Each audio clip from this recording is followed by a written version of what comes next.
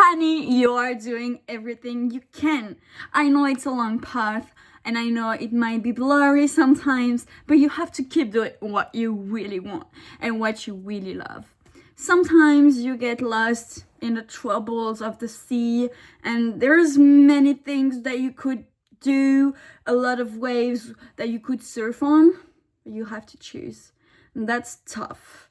But I assure you that from the moment even when you make a decision on what waves you want to surf on, it becomes clear, less chaotic, and you manage your stress, your life better. It's not about having control. It's about controlling your energy and putting it into the things that you choose. Controlling your decisions, that is important, because your decisions are in your control. Your life is not within your control. The future is not. And I think it's great if you remind yourself sometimes what truly matters, what's in your control, what isn't. And refocusing your priorities are great. If you are someone like me and that you change a lot every day, every second, every month, you want to do something new, or you want to go back to another project and stop what you are currently doing, if you know yourself and you know that you need change and you are changing every day, then it's really time for you to start making every day, or at least every week, some feedbacks on your life, on your week, on your day, and what's important to you and where you want to go in the future. Because you can't do anything, you won't have time to do all the things that you want to do, and you have to make decisions. Making decisions is a tough thing to do, because you have to say no to some things that you really care, some people that you care about as well, but you can't do everything. Your energy is limited.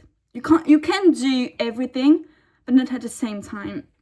And like I like to say, choosing is also sacrificing other dreams, because I dream a lot, but you have to pursue goals. And another friend of mine would tell you that there are the things that you want to do, and there are the things that you really want to do.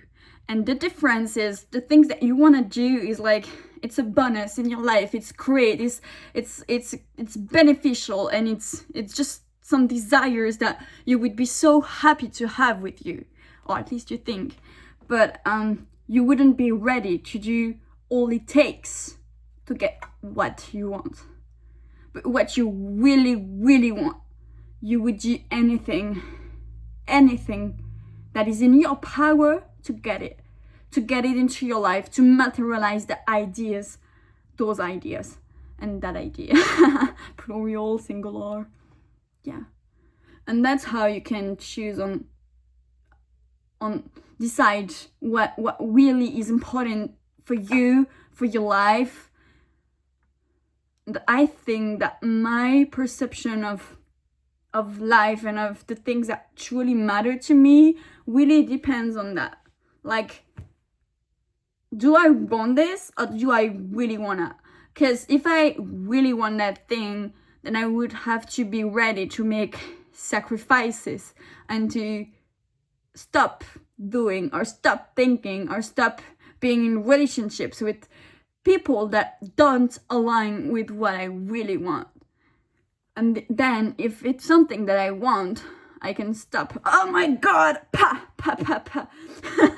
I can stop chasing things that don't need my attention and my time, because it doesn't matter at the end of the day. I wouldn't be ready to sacrifice my energy into those things, into achieving, into pursuing those things on a long-term basis.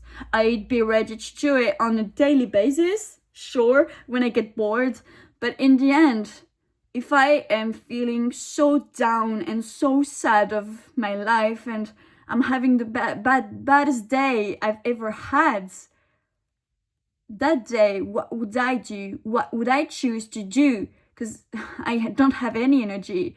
And if I really want to do something and I can do only one thing that day, because I'm so down, what would I do? Would I be ready to take all it takes to put my energy into efforts into this thing or that one?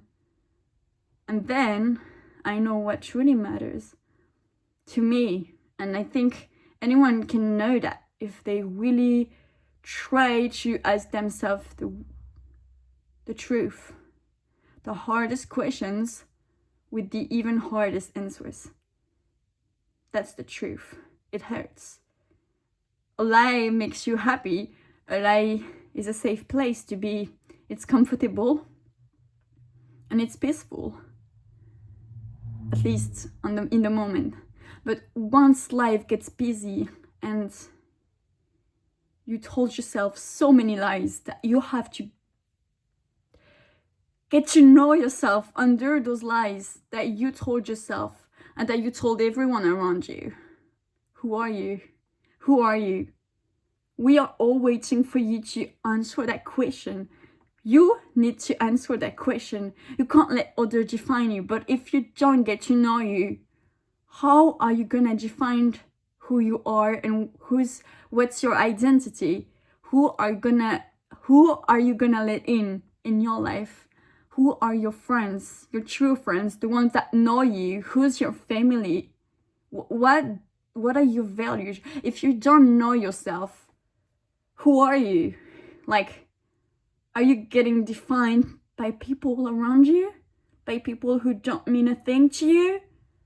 You shouldn't. I mean, in my opinion, you shouldn't. But if you don't get to know yourself first, you don't know. You can't know all the possibilities of who you could be. A part of everyone, a part of your environment. And you are missing the most important thing in the equation. Yourself, That is so important to just let people in, the right people. And you get to know that once you know who you are. And it takes courage to get to know yourself.